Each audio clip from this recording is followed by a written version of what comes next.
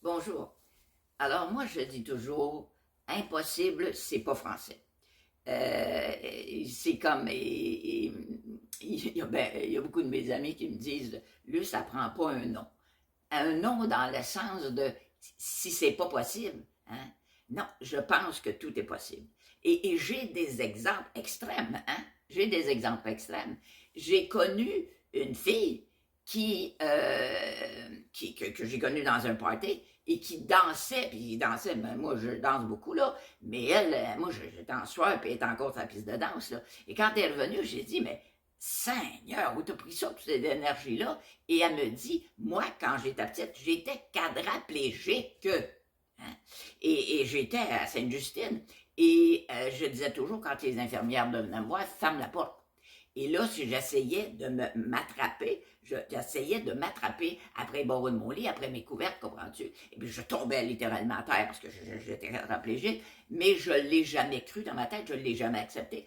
Et je me remontais, puis l'infirmière me trouvait tout le temps à terre. Elle me ramenait dans mon lit, j'avais tellement de bleu. Hein? Et des années plus tard, hein, ben, quand je suis retournée à Sainte-Justine, il y avait encore des médecins de cette époque-là, et pour eux autres, j'étais la miraculée.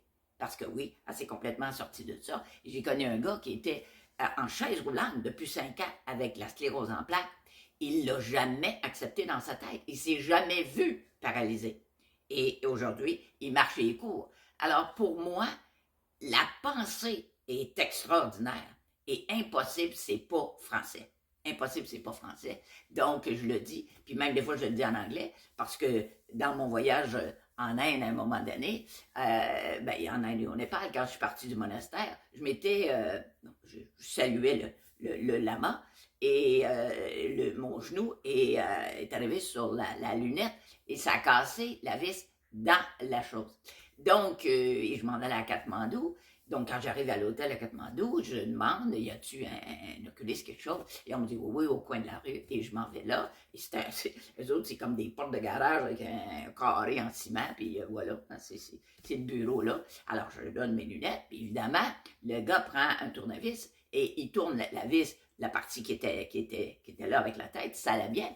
Moi aussi, j'aurais été capable de faire ça. C'est la partie en dedans qui était cassée. Et là, il essaie. Et il me repousse mes lunettes, puis il dit « Impossible ». Alors moi, j'y retourne les lunettes et je lui dis « Impossible is not French ». J'ai un anglais parfait. Et donc, là, il se matérialise un autre gars que je ne sais pas par où il est passé, mais il est arrivé là. Et lui, il a pris son petit canif et il a littéralement strié sans arrêt hein, le métal jusqu'à temps que ça fasse une petite encoche et qu'il soit capable de rentrer son tournevis et de corriger la chose. Donc, si dans votre tête, hein, l'impossible est possible, ben vous allez aller loin dans la vie. Ben voilà ce que je voulais vous enseigner ce matin. Merci beaucoup. Belle journée à vous. Bye bye.